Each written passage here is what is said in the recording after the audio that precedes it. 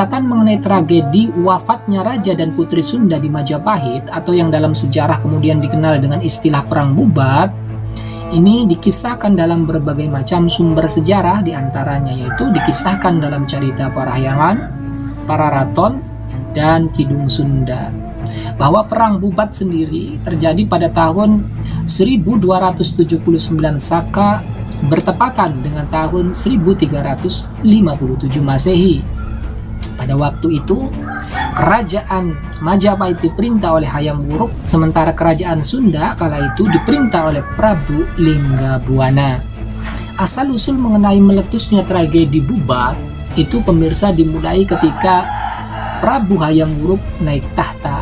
Hayam Wuruk itu naik tahta itu masih muda, yaitu pada usia 17 tahun.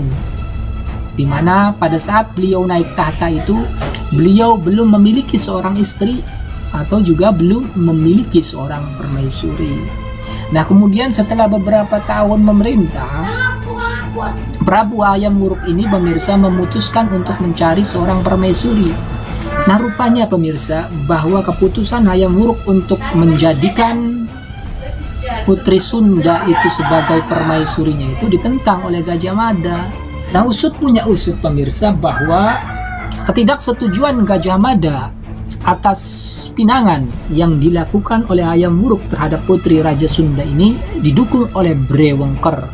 Siapa itu Brewengker? Brewengker itu adalah paman daripada Hayam Wuruk, di mana Brewengker ini maunya Hayam Wuruk itu menikah dengan putrinya. Jadi yang menjadi permaisuri itu bukan orang Sunda, tapi saudara sendiri, ya putrinya Brewengker itu.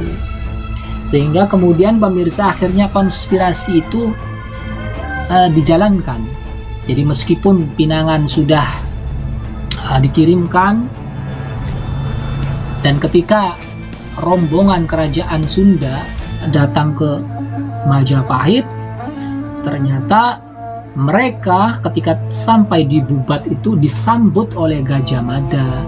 Dan pada saat penyambutan tersebut itulah Gajah Mada meminta agar Raja Sunda pada waktu itu menyerahkan Putri Sunda sebagai tanda takluk.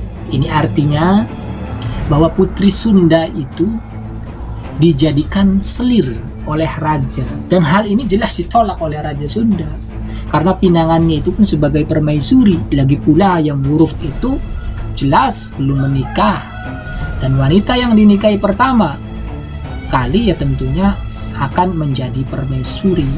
Ya, karena Raja Sunda tidak mau, kemudian Gajah Mada juga ngotot, akhirnya terjadilah perang yang tidak seimbang itu, pemirsa, di mana pada akhirnya seluruh prajurit Sunda itu karena terdesak dan tidak seimbang, semuanya mereka terbunuh, termasuk Raja Sunda itu sendiri, Prabu Linggabuana. Dan kemudian para perempuan, para dayang-dayang dari Sunda, termasuk Dia Pitaloka Citarasemi, melihat ayahnya dan pasukan Sunda wafat gugur di medan tempur pada waktu itu di Bubat, mereka akhirnya melakukan bunuh diri massal. Jadi mereka lebih memilih mati bunuh diri ketimbang harus menjadi tawanan atau taklukan dari Majapahit.